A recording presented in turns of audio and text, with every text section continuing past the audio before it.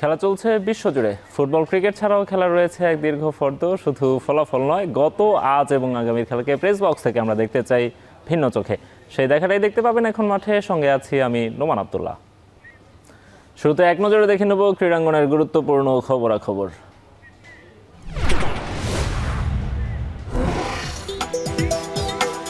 আইপিএলে মুস্তাফিজের বাদ পড়া পরিণত হয়েছে জাতীয় ইস্যুতে। ক্রিকেটারদের নিরাপত্তা চেয়ে আজ আইসিসিকে চিঠি দেবে বিসিবি। টি-20 বিশ্বকাপে বাংলাদেশের ম্যাচ ভারত থেকে শ্রীলঙ্কায় সরিয়ে নিতে ক্রীড়া উপদেষ্টার নির্দেশনা। রাতারাতি বিশ্বকাপের ভেন্যু পরিবর্তন সম্ভব নয় বলছে বিসিসিআই। বাংলাদেশ ভারত দ্বিপাক্ষিক সিরিজ নিয়ে অনিশ্চয়তা।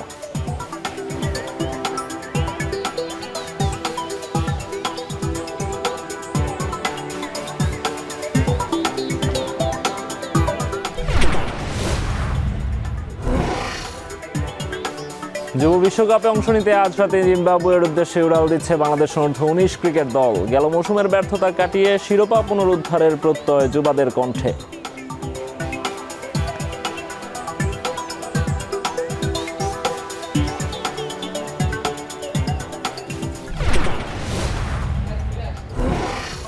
দেখছিলাম ক্রীড়াঙ্গনের গুরুত্বপূর্ণ খবরাখবর। আজকে আমরা আলোচনা করব গতকাল থেকে যে নাটকীয়তা শুরু হয়েছে বাংলাদেশের মুস্তাফিজুর রহমানকে আইপিএল থেকে বাদ পড়া এবং এরপর থেকে বাংলাদেশের বিশ্বকাপে খেলতে যাওয়া, ভারতে খেলতে যাওয়া, সেখানে ক্রিকেটারদের নিরাপত্তা সংশ্লিষ্ট যেসব ইস্যুগুলো দাঁড়িয়েছে এই সব বিষয় নিয়ে আমরা আলোচনা করব। আমাদের সঙ্গে আছেন আমাদের সহকর্মী জুবায়ের আহমেদ। জুবায়ের, আপনাকে স্বাগত জানাচ্ছি। Thank you.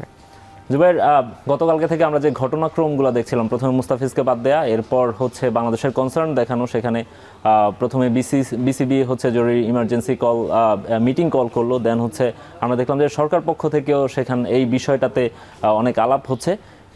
গতকাল ক্রীড়া উপদেষ্টা লিখেছেন যে তিনি বিসিবিকে নির্দেশনা দিয়েছেন যে বাংলাদেশ যেন বিশ্বকাপ খেলতে ভারতে না যায়। ক্রিকেটারদের নিরাপত্তার বিষয়টা অবশ্যই তারা ভাববেন, সেটি স্বাভাবিক।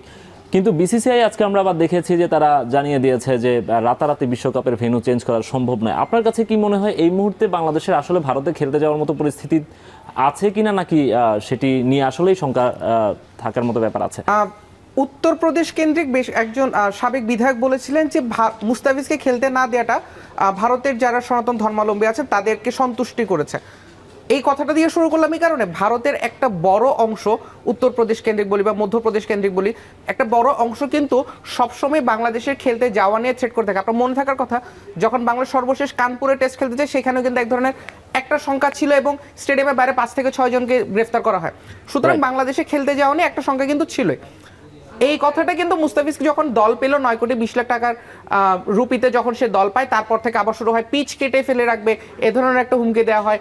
ও কট্টরপন্থী কিছু সংগঠন তারা হুমকি দিয়েছিল।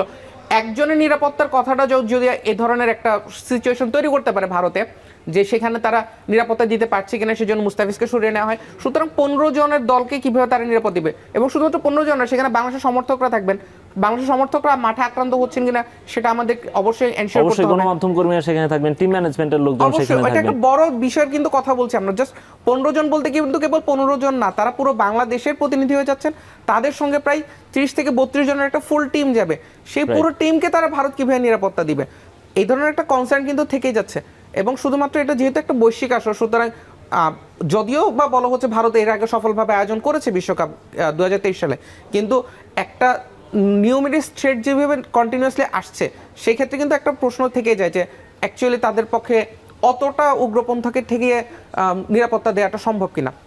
সেটাই, বাংলাদেশের ক্রিকেটাররা যখন সেখানে খেলতে যাবেন সেক্ষেত্রে তারা প্র্যাকটিস ভেন্যুগুলোতে যাবেন, শুধুমাত্র ম্যাচ খেলবেন তা না, তারা প্র্যাকটিস ভেন্যুতে যাবেন, তারা যে হোটেলগুলোতে অবস্থান করবেন সেই সব নিয়ে আমরা এর আগে দেখেছি যে এবছরও নারী বিশ্বকাপ যখন হয়েছে ভারতে, সেখানে অস্ট্রেলিয়ান ক্রিকেটাররা হ্যারাসমেন্টের শিকার হয়েছিলেন, নারী ক্রিকেটাররা।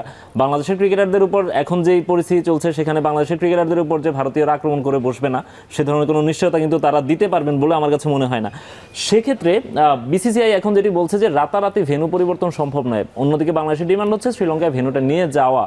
এইটা কি সম্ভব কিনা, এই এখন পর্যন্ত যে অবস্থা তাতে কি এই সময়টা আছে কিনা যে ভেন্যু পরিবর্তন করার মতো সুযোগ আছে কিনা? খুবই কঠিন, এটা মেনে নিতে হচ্ছে, কারণ শুধুমাত্র শিডিউলগুলো যেভাবে তৈরি করা হয়ে ফেলা হয়েছে তার সঙ্গে কিন্তু টিমগুলোর জন্য হোটেল বুকিং করে ফেলা হয়েছে। হোটেল বুক করা, টিমগুলোকে ফ্লাইট শিডিউলটাকে ঠিক করা, সব কিছু কিন্তু মোটামুটি সেট আপ। এবং আরেকটা বিষয় হচ্ছে ব্রডকাস্টিংয়ের ইস্যু। যদি রাতারাতি ভেন্যুগুলোকে চেঞ্জ করে ফেলা হয়, বাংলাদেশের 4টা ম্যাচ যদি শ্রীলঙ্কায় নিয়ে যাওয়া হয়, তাহলে বাংলাদেশের হোটেল ব্যবস্থাটাকে যেমন ঠিক রাখতে হবে, বাইরের যারা যাবে তাদের হোটেল ব্যবস্থা ঠিক রাখতে হবে, সেই সঙ্গে ব্রডকাস্টিং পুরো ওয়ার্ল্ড ওয়াইড যখন ব্রডকাস্ট হবে, ব্রডকাস্টিং ক্রু এবং ব্রডকাস্টিং আইটেমগুলোকে কিন্তু নিয়ে যাওয়ার একটা বড় ধরনের হিসেব থেকেই যায়। সুতরাং খুবই কঠিন একটা কাজ, কিন্তু সবার উপরে ক্রিকেটারদের নিরাপত্তার বিষয়টা বিবেচনা করতে হবে। সুতরাং যদি খুব কষ্টসাধ্য কাজ হয়, অসম্ভব কিছু না, কারণ এর আগে এ ধরনের ইনসিডেন্টগুলো হয়েছে। সো অসম্ভব কিছু না, কিন্তু যদি সম্ভব করা যাবে, বাংলাদেশের জন্য এক্ষেত্রে খুব দেখতে হবে যে বাংলাদেশ কীভাবে স্টেপটা নিচ্ছে। বাংলাদেশ যদি আইসিসিতে ফার্মলি নিজেদের ভয়েস রেজ করতে পারে, আই হোপ একটা কিছু পজিটিভ বাংলাদেশ ক্রিকেটের জন্য হবে। বিসিবি গতকাল ইমার্জেন্সি মিটিং কল করেছিল, কিন্তু তারা বলছে তারা ক্রিকেটারদের নিরাপত্তা চাইবে, আইসিসির কাছে জানতে চাইবে। চিঠিটা এখন পর্যন্ত তারা দিয়েছে কিনা আমরা এখন পর্যন্ত তার আপডেট পাইনি, কিন্তু বিসিবিকে কি আপনার কাছে মনে হচ্ছে তারা এই স্টেপটা নিতে পারবে, তাদের সেই সক্ষমতা আছে বা তাদের সেই অবস্থান আছে? একটা বিষয় আমাদেরকে এখান থেকে কনসিডার করতে হবে যে এই জায়গাটা কিন্তু বর্তমানে বাংলাদেশ সরকার পর্যন্ত ইনভলভ হয়ে গিয়েছে। বাংলাদেশ সরকারের ক্রীড়া উপদেষ্টা যেভাবে ফেসবুকে নিজের অবস্থানটা ক্লিয়ার করলেন, এবং সেটা বেশ শক্ত স্টেপে বলা যায়। বিসিবির পক্ষ থেকে কিন্তু এখন পর্যন্ত তাদের শক্তপোক্ত একটা অবস্থান দেখা যাচ্ছে আইসিসিতে। সুতরাং আমরা আশা করতেই পারি, যেহেতু গভর্নমেন্ট ইনভলভ হয়ে গিয়েছে, সুতরাং আমরা আশা করতে পারি যে আইসিসিতে আমরা একটা ভালো একটা স্ট্যান্ড নিতে পারবো এই জায়গাটাতে দাঁড়িয়ে। এবং স্ট্যান্ডটা অ্যাকচুয়ালি নেওয়াটা আমাদের জন্য খুব বেশি ইম্পর্টেন্ট, বিকজ স্বাভাবিক দিন শেষে যাই কিছু বলে তারা আমাদের দেশের প্রতিনিধি। সুতরাং আইসিসিতে বুলবুল আমিনুল ইসলাম বুলবুল এর আগেও আইসিসিতে ছিলেন, আইসিসির সঙ্গে তার দীর্ঘদিনের সখ্যতা আছে। সুতরাং ওইটাও যদি আমরা কনসিডারেশন নিই, সম্ভবত বাংলাদেশ একটা ভালো ইমেজ দাঁড় করাতে পারবে। এক্স্যাক্টলি, যেহেতু পাকিস্তানও খেলছে না, বাংলাদেশকেও সম্ভবত সেদিকেই তাকাতে হবে, সেদিকেই যেতে হবে। জুবাইর, আমরা আলাপ করবো আরও, তার আগে আরেকটা বিরতি নিব, ছোট্ট করে একটা বিরতি নিব। এখন মাঠে নিচ্ছে একটা বিরতি, ফিরছি একটু পরেই।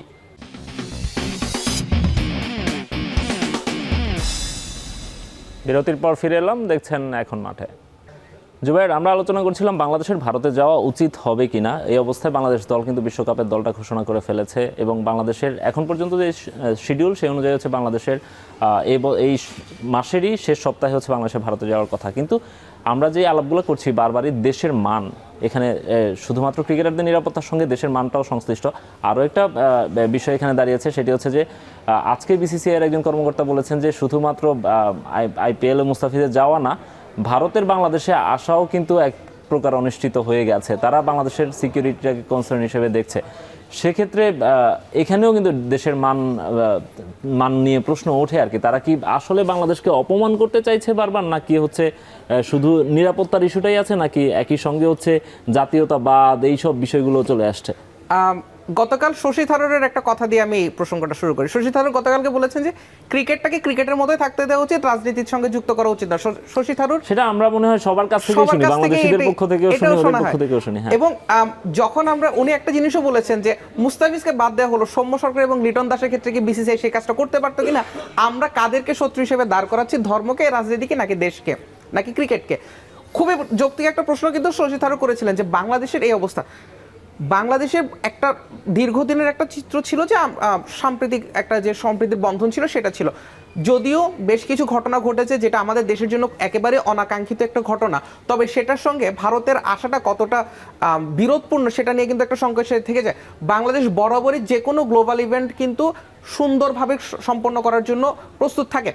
আপনার মনে থাকবে 5ই আগস্টের পরবর্তী সময় দক্ষিণ আফ্রিকা দল যখন এসেছিল তখন একটা সিকিউরিটি কনসার্ন ছিল, বাট বাংলাদেশ সিকিউরিটি মেজারমেন্টটাকে পুরোপুরি ঠিক রেখে সাউথ আফ্রিকার সাথে 2 ম্যাচের টেস্ট সিরিজটা যেভাবে আয়োজন করেছিল সেটা অবশ্যই প্রশংসার দাবিদার। এর পরবর্তী সময় অনেকগুলো দেশ বাংলাদেশে এসেছে, তাদেরকে কিভাবে সিকিউরিটি দেওয়া হয়েছে, তাদের কোনো খেলা থেকে বাংলাদেশ এখন পর্যন্ত একটা অনাকাঙ্ক্ষিত ঘটনা দেখাতে পেরেছে কিনা? বাংলাদেশে এখন পর্যন্ত ক্রিকেটে অ্যাট লিস্ট কোনো ধরনের অনাকাঙ্ক্ষিত ঘটনা আমরা দেখিনি। বাংলাদেশের মানুষের, দর্শকদের আবেগ ক্রিকেটের সঙ্গে যতটা জড়িত, ইভেন একটা জিনিস এখানে খেয়াল করতে হবে, ইন্ডিয়ান ফুটবল দলও কিন্তু বাংলাদেশে এসেছে, তারা কোনো ধরনের হ্যারাসমেন্টের শিকার হয়নি। হ্যাঁ, গ্যালারিতে আমরা টিফো দেখেছিলাম, একটা টিফো আমরা দেখেছিলাম যেখানে ফেলানির ইস্যুটা বলা হয়েছিল, সীমান্ত হত্যার ইস্যু, একটা টিফো ছিল, কিন্তু কোনো খেলোয়াড়কে কিন্তু অপদস্থ হতে হয়নি, তাদেরকে কোনো ধরনের হামলা হয়নি, তারা খুব সুন্দরভাবে এসেছেন, খেলেছেন, চলে গেছেন।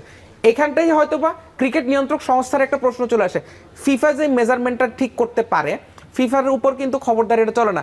আইসিসি এবং বিসিসিআই এর সঙ্গে সেই পুরাতন সখ্যতার গল্পটা আমরা অনেকদিন আগে থেকে জানি।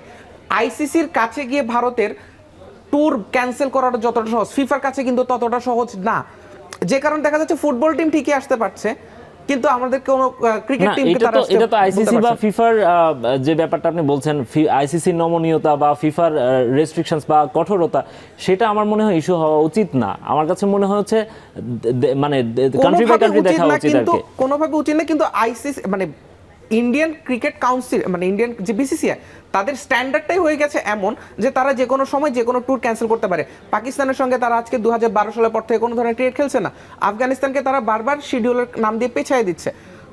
ভারতীয় যে ক্রিকেটে ভারতের যে একটা স্বেচ্ছাচারিতা চলছে, বাংলাদেশে যদি ট্যুরটা ক্যান্সেল করা হয়, কিংবা গতকাল থেকে আমি কিছু অসমর্থীয় সূত্রে এভাবে খবর পাচ্ছিলাম যে পাকিস্তানের মতোই বাংলাদেশের সিচুয়েশনটা হবে যে কোনো দ্বিপাক্ষিক সিরিজ হবে না, শুধুমাত্র এসিসি এবং আইসিসির সূচিতেই খেলা হবে।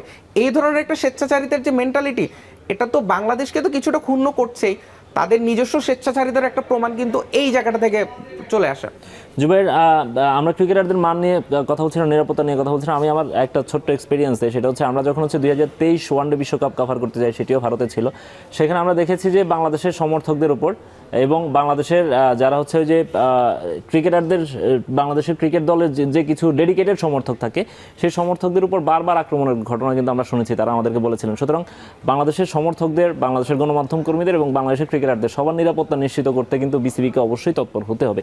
জুবাইর, আপনার কাছে আমরা আবারও ফিরবো, আরেকটা বিরতি নিব। এখন মাঠে নিচে আরও একটা বিরতি, ফিরছি একটু পরেই।